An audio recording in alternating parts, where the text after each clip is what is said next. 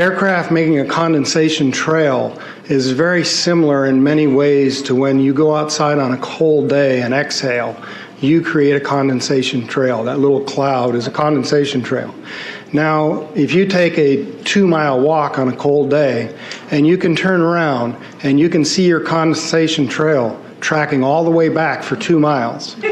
That's how crazy it is to think that what we're looking in the sky is actually condensation trails. The contrails, not the chemical, the contrails occur because of cold air, minus 30. It takes high altitude, around 30,000 feet plus. There's carbon dioxide and water vapor in that exhaust. That turns to ice crystals, and that's what you see, the white stream behind it. Those white crystals of ice warm up, dissolve, and the smoke goes away. And it never lasts more than a minute. What we're seeing now, and I first could not believe it, and I started looking at the skies, and these are not normal. They're not natural. There's something going on. I don't know who it is or why they're doing it. All I can testify is it's not natural and it's not normal. It's got to be some outside influence doing that. Thank you. I'm here to give you testimony that chemtrails, they're not contrails, are indeed real. They're spraying almost every day. I watch the clouds and watch the spraying program going on. I want to tell you that we're in very great danger from the pollution that's coming down over us. And we've been led astray by the military-industrial complex, and they're responsible for the cloud's creation and weather manipulation programs. They're dark operations. That's why they're not out in the media. I look around and I see people are starting to look up and see this. Many times I've spoken about chemtrails, and I get this blank look on my face. What are you talking about?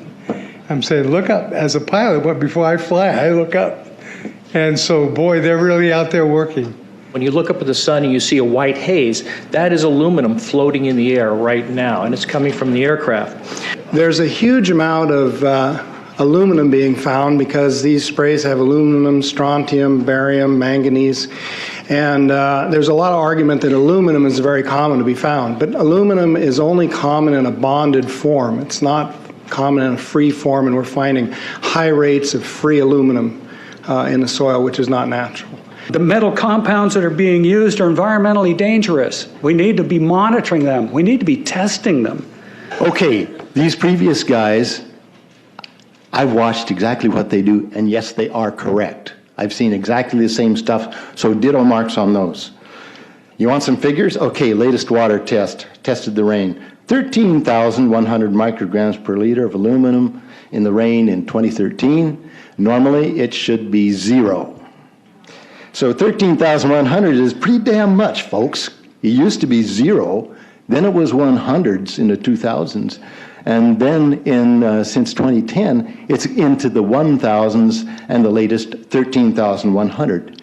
In the snow on Mount Shasta, pristine Mount Shasta, 61,000 micrograms per liter, 4 times the amount that is found in the soil up there. Where in the hell is this stuff coming from if it's not coming from the soil? We have clouds in the sky we've never seen before. Almost every day I'm seeing clouds I've never seen before. And NASA has been even named a few of these new clouds. It's really interesting, but NASA is a corporation. I want you to know that. NASA has also conducted a research program in what they call metallized fuels. We're actually putting aluminum oxide right in the fuel because it has 2 atoms of aluminum and 3 atoms of oxygen. So during the combustion process, it releases all that oxygen and dramatically increases efficiency, but it leaves the aluminum in the air. We got things coming from sky down, and it's a huge, huge problem. Because as it comes down, what happens is a couple of things. Is that it actually is in our air, we breathe it. And as we breathe it, it's actually going to go up through our nostrils, into our brain, easiest access to our brain frontal lobe. The contaminants that have been identified, which already been mentioned, are aluminum. Aluminum is the #1 free radical generator to the brain to cause early apoptosis, which is early death of brain, and it begins to set off the scar tissue, which we call the amygdalin, which is part of the chemical matrix related to Alzheimer's. I'm a neurologist practicing in Reading for 17 years, and in the past 5 years, I have seen the number of patients with Alzheimer's disease, Parkinson's, and other neurodegenerative diseases tremendously increased, almost quadruple. I became interested in chemtrails about 8 years ago when I was in Hawaii, and the Hawaiians are really being very vocal about it. I concur about the increasing number of Alzheimer's. They have been able to take the aluminum and micronize it, which means it'll stay up longer. But it also means, and I don't know if any of you have noticed some metallic taste in your mouth when they're spraying, but you inhale that, it goes up through your cribriform plate and through your sinuses and into the brain. As you heard, to spray nanoparticles, very small particles. These nanoparticles, they basically trigger a programmed cell death in the brain, and that is the ultimate path we see in Alzheimer's. That's problem number one, because when we look at the Alzheimer issue, we say those are the old. The real problem is, and the real scare I have, is as I am a father of 2, I am a grandfather of 3. So the drama is our children. ADD started in the 70s. Autism was not on the radar. There was no documents, there was no information. It was 1 in 100,000 children. Today, what we have is 1 in 48 boys. I was part of the early group that was looking for aluminum in ADD and ADHD. And all of those children that started to develop those phenomena had high levels of aluminum. When we figured out protocols to detox them out, to free the body of those particular contaminants, what happened is that their brains came back. When we do this to the age, it doesn't come back as quick, but it will come back. But I'm seeing Alzheimer's in 56 years old. Back in the 70s, Alzheimer's when you were 80. If you remember 8 to 10 years ago, there was this big move to get rid of aluminum from underarm deodorant because it would cause Alzheimer's. Look what they're doing to us now. I want to give you a little bit of history on the background behind nanoparticles has been described before. A nanometer is 1/billionth of a meter. It's very small. In fact, if you have particles, say, that are 40 or 50 nanometers across, you can take and line 50 of them up next to a single red blood cell. These things are extremely tiny. They're pervasive. The collapse and decrease of agriculture is something I worry about even more than the previous info about autism and Alzheimer's. Believe me, I'm seriously concerned with what I'm watching. As a wildlife biologist, I've been watching the ecosystem collapse. When you lose all your stream organisms, when you have aluminum overload in your streams, you're killing your microbial bacteria and you're disrupting the entire ecosystem. So it goes way beyond just a little bit of pollution.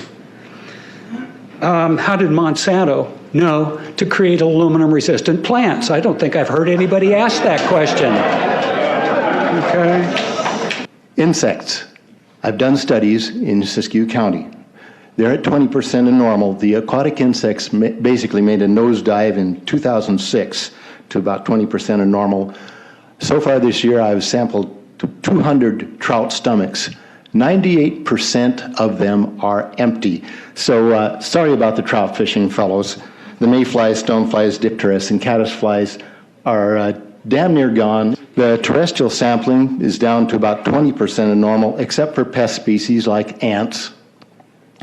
We're seeing a loss of the major bird species, and as the gentleman said, the ecosystem is unraveling, and Audubon's been telling you that for years. The materials that are going into the environment right now, aluminum oxide nanoparticles and barium nanoparticles, these just happen to be the same materials that they use in nanothermate explosives. And so when this stuff settles down out of the air into the environment, it is small enough to be absorbed through the root structure of the trees in the forest. And so when there's a forest fire, and there will be a forest fire, those fires burn dramatically hotter. The point is that the cost of firefighting, the cost in the healthcare system have nearly doubled in the last 10 years. The amount of acreage is lost because of fires. The impact on human health is dramatic. I personally tested water and aluminum, and I found aluminum had 47 times the normal expected amounts. Strontium had 10 to 20 times the amounts. Barium was 20 times. This is what the stuff looks like here. Collected, it looks, most people just think it's a cobweb, but I tested it, it has outrageous amounts of barium, strontium, and aluminum, but they destroy the sample, so I'm not letting this get away from me. You know, these tests are international. in scope. We're seeing this all over the world, guys. Okay, pH of acid soils is 20 times more alkaline. The aluminum in the soil has doubled in the last 10 years. The rain normal was 5.6. It's 20 times more alkaline. Aluminum blocks essential nutrients. I am unable in my garden to restore normal pH, and that's because nanoparticles are now in the circulatory systems of both plants and humans. The Air Force conducted a study starting in 1993. It was called In Vitro Toxicity of Aluminum Nanoparticles in Rat Alveolar Macrophages. That's a real fancy way of saying testing the effect of aluminum nanoparticles on the white blood cells in the little air sacs in your lung, the alveoli. And what they found in this 8-year study was that these particles, when you're exposed to them long enough, it suppresses the ability of your white blood cells to defend you from airborne infections coming into your lungs. So it suppresses your immune system. But they also found that these same particles, once they get into your system, they can actually go through the barrier in each one of the cells. They get inside the cells, and these particles can actually suppress the ability of mitochondria, which are in the cells that help to gobble up toxins and things that would be harmful to the nucleus and the reproduction process of the cells in your body. These processes are suppressed, and so essentially by breathing this material in, your immune system is dramatically suppressed. I wrote to the federal government because Air Force wrote a book, and on the first page of the book they said, we're going to control the weather by the year 2025. I asked them, what are they doing spraying these chemicals on the public? I said, there's violation of United States Code 50 USC 1520, which prohibits the American government from experimenting on the U.S. citizens with chemical agents. I said that law also requires who's ever experimenting, when the federal government does it, that they have to report to Congress within 30 days. They wrote back, they said they don't know what I'm talking about. We have enough evidence that there's a spraying going all over the place. We were warned about the takeover of our freedoms by the military-industrial complex by both Eisenhower and Kennedy. They're gaining traction on us, folks. We are in trouble more than just a spraying program. All I can say is it's about time we get up in arms about this, because it is affecting our health. It's high time that we as citizens of this great country take action. Board of Supervisors in Suffolk County, New York, they outlawed geochemical engineering. Hawaii passed an ordinance prohibiting geochemical engineering. I urge you to bar geoengineering in Shasta County and pass an ordinance. At least ask some damn questions. What the hell is all this aluminum doing here? Why are the trees dying, fishes dying? Why is there Alzheimer and aluminum spiking? And why are these fibers on the ground here in Shasta County? Thank you. Thank you, Mr. Marmon. Today, the Shasta County Board of Supervisors has been the beneficiary of some sincere, passionate, and knowledgeable comments. And I thank you for those. I am in agreement with my colleagues about sending letters and a call for action, but I would hope that we could go a step further.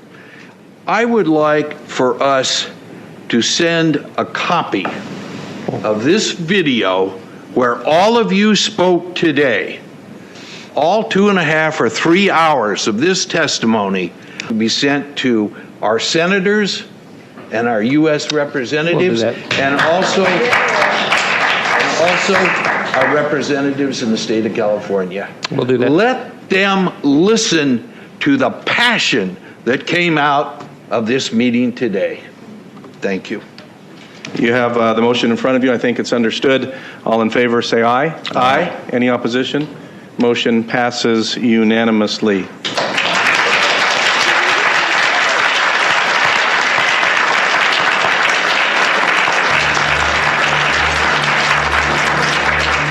It wouldn't surprise me at all if the response is one that exceeds far the boundaries of Shasta County in terms of the platform that is offered, as evidenced by those who attended today from around the world. That's very impressive.